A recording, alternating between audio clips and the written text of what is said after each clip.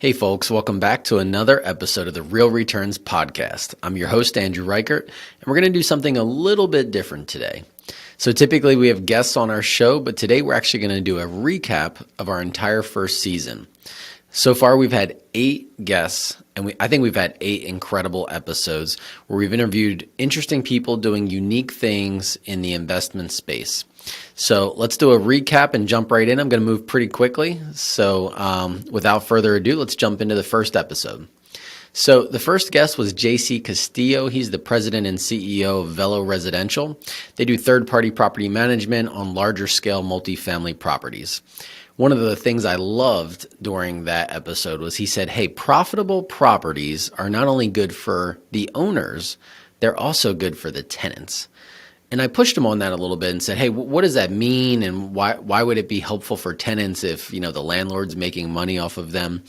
And he said, hey, when the property is profitable, the landlord typically takes better care of the property. They're likely to, handle the capital expenses, to be more available to the tenants. And really, it's when the properties are struggling financially that you often end up with a disengaged landlord. So he really thinks about the double bottom line as thinking about, hey, we want to have good impact on tenants. And in order to do that, we actually have to have a profitable property that we're managing, creating return on investment for the investors that he's stewarding their capital, but also making sure he's taking good care of the tenants. I thought it was a really interesting, unique kind of customer-centric approach, thinking about, hey, it's good for the tenants to make sure that we're not just taking care of our investors, but taking care of them as well. One of the other things I really enjoyed about that dialogue was I asked him about impact as it relates to his employees and his team members. He talked about really joining in with his team members when they're dealing with challenges, working with them through those challenges and viewing that as an opportunity to impact them, seeing them overcome challenges and the excitement that his employees get when they're overcoming challenges. So I just love that, thinking about impact, not just as the investors and the tenants, but also as the employees that his company serves. Episode 2, we actually talked to Evan Adams. He's sort of a niche real estate investor in the bed and breakfast space. Really interesting. I had never thought about the bed and breakfast space as a sort of institutional real estate investment opportunity, but that's exactly what Evan thinks. He views it as an opportunity to really take advantage of a market that is underserved. And for him, he really thinks of it impact as community, creating community in those bed and breakfast properties. One of the things I think is really interesting is he highlighted that there's this issue of loneliness that has been sort of exacerbated by the COVID-19 pandemic. And, hospitality and really creating community is a way to combat loneliness. If you think about it, many folks have sort of self-isolated and, view the opportunity to go on vacation now as, hey, I'm going out and planning on taking this vacation. But when you stay at a bed and breakfast, it actually creates community within that building. You meet other folks who are, also vacationing to that area, and they view their opportunity as having impact by connecting those folks and really creating a hospitable experience for those residents. So really fascinating business model that his company is approaching in order to have a positive impact on their guests. All right, episode 3, we had Gene Natali and Jeff Davidek. They're the co-founders of Troutwood, and Troutwood is actually a unique financial education and investment app. So they've actually designed and developed an app that helps to improve financial education and financial literacy for not just today's generation, but really future generations as well. One of the things I really loved about that conversation was they talked about how education is really their avenue to impact, that folks, there's this gap that he's seeing in education, and it actually connects to some of the wealth gap that we have here in America. And they really view education as the opportunity to narrow that wealth gap by making sure that we're educating folks on how their savings and investments and their spending all impacts their financial future. And by helping them understand that and developing an app that actually tracks that and shows it, they're able to help improve not just the financial education, but the financial future of this generation and future generations. So really unique and interesting way to think about impact in their business. All right, episode 4, we actually had George Cook. He is the CEO and founder of Honeycomb Credit, and they're actually a community capital platform. So what they do is they help get loans to small businesses, and they believe that the small local businesses can really have an outsized impact in the communities and in the world that they're serving. So Honeycomb is really one of the few platforms that in the entire country that allows any person to invest directly into a small business. Very innovative product, very unique. And one of the things I love about that conversation I had with George was he talked about how 80% of the businesses that they serve on their platform are either women-owned, minority-owned, or they're maybe based in a low to moderate income community. So they're having this outsized impact on these folks who really need capital to get their businesses going. And, they really have a heart for serving those communities through these small businesses. So it's really about connecting investors and connecting these small businesses and creating a marketplace where they can bring folks together for the betterment of all parties involved and the communities that they serve. Really fascinating discussion. Episode 5, we actually had a conversation with Ben Erskine. He's the founder and managing partner of Callus Capital. So they're a real estate investment firm, much like us, and they operate on values, very value-centric, much like my company, Burgo. But one of the things I found really interesting about the conversation with Ben is they've actually founded the company based on a specific set of values that they believe are founded in a faith-based, specifically a Christian-based worldview. And they believe that taking this servant-hearted approach is actually good for their investors. So one of the things he said is, hey, loving our neighbors is not just a good thing to do. It actually turns out that it's actually really good for their company. And really good for their investors. So they take this people-first approach to making sure that they're caring for their tenants the best way that they can. And they align themselves with like-minded operators. So the property management companies, they try to find folks who care about tenants, who are going to take good care of the tenants that they serve.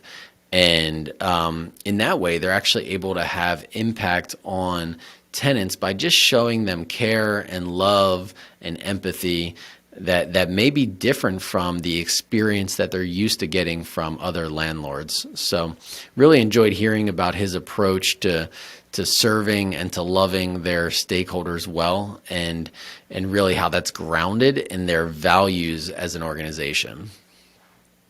All right, episode 6, we had Sadie McKeon. She's actually the president of Community Preservation Corporation, or CPC, in New York. One of the things that was really interesting talking to Sadie, fascinating conversation, but they do a lot of lending and deploying capital into communities by being sort of a community lender. And we've actually worked with CPC on a number of loans, some of our apartment buildings, and it's interesting that because they're a nonprofit lender, it's pretty atypical in the lending space. Most folks think about working with banks, for example, most of whom are for-profit, but having a nonprofit lender allows them to be much more mission-driven in terms of how they think about the impact of their dollars. So they're not just thinking about, hey, what's the yield that we're going to get on this loan. They're also thinking about what's the impact that this loan is going to have on the borrower and on the communities that it's going to serve. And I just love that because she really took this holistic approach. I mean, she was talking about being climate conscious, making sure that there's racial equity looking at affordability in the markets that they serve. And I was kind of thinking like, hey, how does this all connect? Those are very disparate issues within communities that you're looking to solve. And I love what Sadie said. It's really all connected, because a lot of those issues that they're tackling one at a time sort of have this snowball effect on each other. And if they can just attack those issues as a part of what they're doing in their communities, it actually has a compound effect on those communities that they're serving. So I loved her approach to serving communities and to thinking about the impact of their dollars in the nonprofit lending community. All right, episode 7. So this was actually Josh Fisher. He's our head of acquisitions here at Burgo.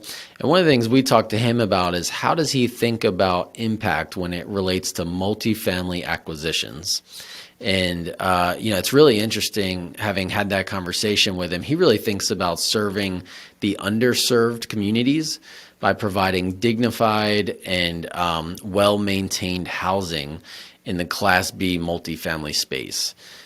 Now, he actually made a statement that I felt was, pretty provocative. He said, hey, I don't mean to sound arrogant, but for many of our tenants, they don't yet know it. But when we buy the building that they're residing in, for many of them, it may be one of the best days of their lives, or at least one of the best days of their lives as it relates to housing. Because his approach is, hey, we're going to answer the phone call when tenants call, and we're going to take care of maintenance work orders when they submit them, and we're going to be available, and we're going to care for them. And serving a somewhat underserved community in that way, sort of providing Class A service to Class B apartment units is really how he thinks of the niche, and how he thinks of, hey, when we acquire that real estate, that's the impact that we're having. So it's a really interesting and insightful conversation. Not to discredit other landlords, but certainly we've all heard, the horror stories of slumlords out there that don't answer the phone, that don't take care of work orders, and have for generations allowed things to sort of not be maintained. And his approach is, hey, when we actually acquire the property, we seek to just change that, change everything and just be available for our tenants. So very interesting discussion with Josh, and I appreciated his approach to impact. And then episode 8, rounding things out, our last episode of the season was Sumit Kovor. He is actually handling investor relations here at Burgo as well. And the way he thinks about impact is actually by guiding and educating investors on finding sort of the impact of their investments. So, for many people, they may invest in stocks or bonds, and for many folks, they don't actually know of, hey, how are those dollars being impacted within those companies, or how's it being used, things like that. So for Sumit, it was really about guiding and educating investors on the impact of those dollars, and I loved how he brought it back to his own personal story. So Sumit, his parents of Indian descent, he talked about how they didn't really get the best financial advice. And for him, he thinks of impact as sort of changing that generational progress towards really understanding financial education and impact, and making sure that other folks are educated on that as well, so that they understand, hey, there is a real value to your investment dollars, and you can guide and have impact with those dollars. So I loved Sumit's approach to really wanting to change the tide from a generational perspective and make sure that folks are really learning about financial impact of their dollars, and really not just the return of that, but also the impact of the underlying investment. So that was it. We had 8 episodes so far. I'm really excited. I just want to thank all of our guests that we've had on the show so far. I think we had 8 really good conversations with folks, and I'm excited for next season. We're going to launch another season in the spring. We'll do another 8 episodes, and we're going to take a little bit of a break for the holiday season. So happy holidays to all of you listeners. Thank you for listening in, and we'll look forward to seeing you next season. Thanks.